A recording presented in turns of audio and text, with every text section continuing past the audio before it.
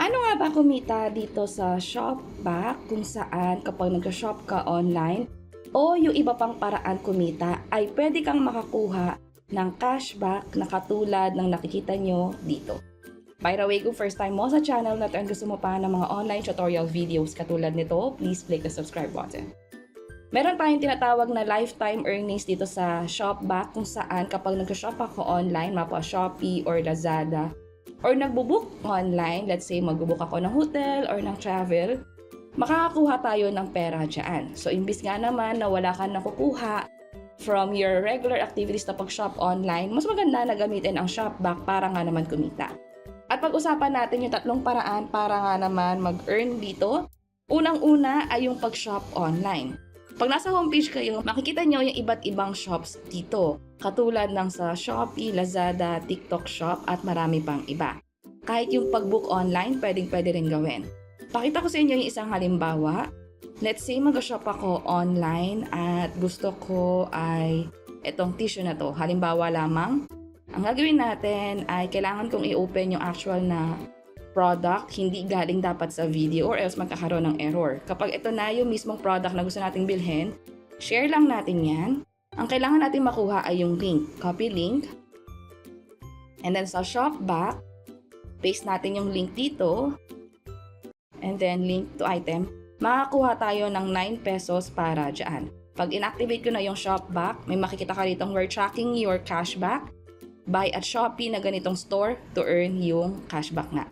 Kapag nag-buy na tayo dyan, halimbawa ito, buy now, pwede pa tayong gumamit ng iba pang vouchers. Katulad ngayon, naka-VIP ako sa Shopee. That's why dito sa platform vouchers, pwede kong i-apply yung 20% discount at magiging ganito na lang yung babayaran natin.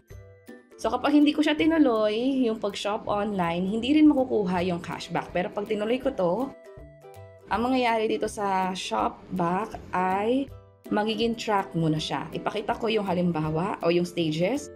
Dito sa See Activity, nag-shop ako online at na-track nga siya. Itong 1 peso and 25 cents yung makukuha ko sa pag-shop sa Chef's Gallery. Sa pag-track nila, i-assess nila kung na-meet mo ba yung mga criteria, hindi mo ba kinancel yung order mo, at kapag naging eligible ka, makukuha mo nga yung cashback na yan at maiipon ng maiipon doon sa wallet mo sa Shopback. Meron naman nakalagay na deadline dito kung hanggang kailan mako-confirm yung item na yan para ma-confirm siya. Ito yung halimbawa ng confirmed na items. Meron ako nakuha na 14 pesos. May mga na-reject din kasi ito yung eventually kinancel ko. At marami pang iba dito. So kung mapapansin nyo, ginagamit ko lang yung Shopee at Shopback. Nakakakuha na tayo ng pera at naiipon na siya ng naiipon. Meron tayo sa iba't ibang store. Pakita ko pa yung isang option kasi mapapansin nyo kanina pinaste natin yung link pero maiba naman na i-open nyo lang yung store directly. Hindi na kailangan i-open or i-copy yung link. Halimbawa, dito sa Agoda, kapag magbubook ako, shop online lang tayo, at merong notification sa bandang taas na we're tracking your cashback, buy at Agoda to earn it. So, hindi sa specific na store, hindi sa specific na link. Instead, kahit anong i-book ko dito, dahil kinlik ko siya from Shopback, pwede ako makakuha ng cashback. So kung mapapansin nyo, pwedeng mag-shop online sa pag-travel, pwede din. Pwede makakuha up to 950 pesos bonus. Meron ding 200 pesos sa booking.com at marami pang iba dito. Ngayon, ipakita ko sa inyo yung historical na naging earnings ko na. Si activity ulit tayo. Sa store, sa Airbnb, halimbawa doon sa mga pag-shop or pag-book online sa mga hotel, let's say sa Klook muna, nakakuha tayo ng 34 pesos. Kapag naman sa Airbnb, apply natin, nakakuha tayo ng 270 pesos. Sa booking.com, apply natin, nakakuha tayo ng 445 pesos. So, malaking pera yan. So, nag-book na tayo online, sayang din lang naman kung wala tayong makukuha from there. Sa ibang store, halimbawa sa Lazada, ito yung nakuha ko na in the past. Kapag naman sa Shopee, reset natin, halimbawa search natin yung Shopee, apply. Ito yung sa Shopee nga. So overall, may mga na-confirm na tayo. May mga tina-track. Ibig sabihin, maghihintay tayo na ma-confirm yan or ma-reject. At kapag rejected, ganito yung magiging itsura niyan. So meron ding marami-rami, pero mas marami yung na-reject. At kung mapapansin nyo, marami din yung lifetime earnings ko. So yun yung isang paraan para makapag-earn dito sa Shopback. mag-shop online pero gamitin muna or i-paste mo na yung link sa Shopback or i-open yung store dito sa Shopback app mismo. Marami pang iba dito kahit Lazada, TikTok Shop pwede. Yung sa Klook pwede din at marami pang iba. Halimbawa mag-subscribe kayo or mag-open kayo ng plan sa PLDT, pwede nyo idaan sa Shopback para makakuha ka ng 250 pesos na cashback na siya pwede mong i-withdraw eventually. Mata-track siya within 1 day and then after 75 days, pwede nang mapunta sa iyo yung pera kung na-meet mo yung mga criteria. Pangalawang paraan para makapag-earn dito ay through referral. Pumunta sa account, refer a friend. Kapag ginamit ng ibang tao yung code mo sa Shopback, makakakuha siya ng 50 pesos. Ikaw din may makukuha kang 50 pesos. So mas marami yung gumamit ng code mo, mas marami kang ma-earn. Pero may criteria yan, dapat yung friend mo o yung gumamit ng code mo na nag-sign up sa Shopback ay mag-spend ng at least 500 pesos. Hindi kailangan na cashback yon, mag-spend lang halimbawa sa Shopee worth 500 pesos, nag-shop siya online at ginamit niya yung link sa Shopback. Pwede maging eligible at dapat gawin yon within 6 months or 180 days.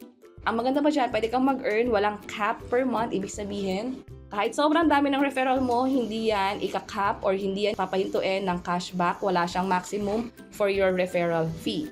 At ipapakita ko sa inyo yung nakuha na natin na referral fee dito. Punta ulit tayo sa account.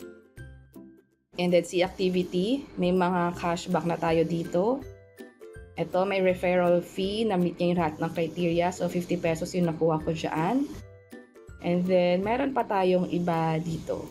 So marami rin yung pag-shop ko online pero may nakukuha pa rin tayong mga referral. So malaking bagay yan, paggamit mo yung code mo sa iba at kung wala ka pang code sa paggamit ng cashback, pwede mong gamitin itong code na to, BGDFZS. So yun yung pangalawang paraan, paggamit ng referral code mo para makapag-earn dito sa Shopback. Yung pangatlong paraan ay yung paglalaro na din. Meron ditong shop, travel, at play.